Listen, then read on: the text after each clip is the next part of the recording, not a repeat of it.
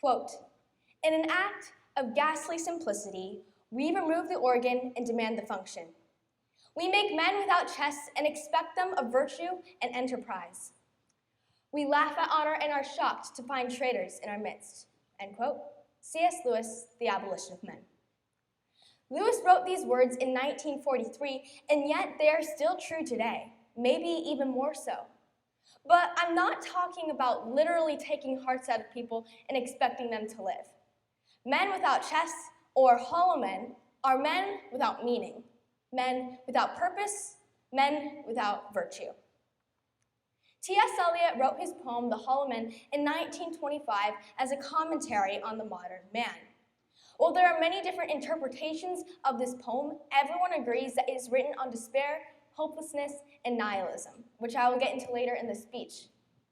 The Hollow Men is filled with literary, historical, and biblical references by a then non-Christian poet. Essentially, what I will do for you today is give a brief summary of the poem, then move on to a discussion and analysis of the themes and applications. How should the Hollow Men impact our view of living? Now, at the surface, the Hollow Men is about a group of literally hollow men who lived in the cactus land, or, as the poem more frequently refers to it, one of death's kingdoms. Now, the poem mainly details their despair, but towards the end, it focuses in on a ritual they perform. Now, to know what the actual ritual is, we need to read between the lines, because the poem never expressly says that there is a ritual.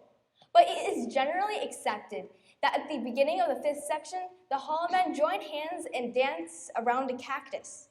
Some people say that this is an act resembling abortion, others that is an act to scare away the light.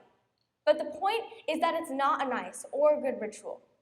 But the ritual itself isn't important to the theme. What matters is the character of these hollow men. Now, throughout the poem, we get a multitude of literary references to Joseph Conrad's novella Heart of Darkness, to Dante's Purgatorio and Paradiso, to Julius Caesar, the Shakespeare play, and even Eliot's earlier and more famous poem, The Wasteland. Even the title is a reference to great literature. Now, at the beginning of the poem, Eliot makes it clear that the hollow men are not necessarily lost or violent souls.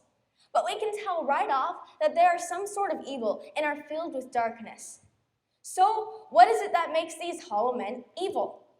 For that, we must turn back to the poem's main theme, nihilism. But what is nihilism?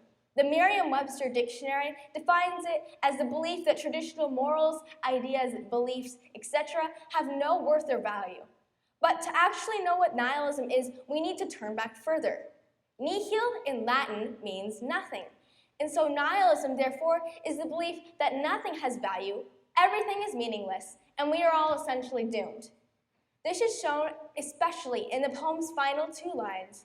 This is the way the world ends, not with a bang, but a whimper. This is, of course, an extremely bleak look on life, but it's one that our current culture is adopting. People deny truth, change the definitions of everything, and have horrible views on living. And this was true 100 years ago when this poem was written. Nothing is new under the sun. People have always been hollow and without chests. And this is shown in the C.S. Lewis quote I gave at the beginning of the speech. Let me say that again. Quote, "We make men without chests and expect them of virtue and enterprise. We laugh at honor and are shocked to find traitors in our midst." End quote. Does it make more sense now? The quote is talking about removing meaning and being surprised that we no longer have virtue. We remove purpose and we're left with nothingness. And so, what are we to do? How do you combat nothingness? We must first and foremost turn to the scriptures. Nothingness, emptiness, and sin are often portrayed as darkness, so let's start there. How do you fight darkness? Light. Thus, the only way to fight hollowness is to fill it with something that is good, true, and beautiful. Romans 12:21. Do not be overcome by evil, but overcome evil with good. Even though at the end of the poem, The Hollow Men, Eliot does not give us an answer, as Christians, we are called to fight against hollowness and sin because we are part of Christ's kingdom, one that has eyes and that one is whole, unlike the hollow men's broken jaw of lost kingdoms. So today I'm going to end with a verse that I'm hoping will call you to fight against the hollowness and darkness of this age. Matthew 5:14-16. You are the light of the world. A city set on a hill cannot be hidden, nor does one light a lamp and put it under a basket, but on a stand, and it gives light to all who are in the house. In the same way, let your light shine before others, so that they may see your good works and give glory to your Father who is in heaven. So today, I urge you, fight darkness with light. Thank you.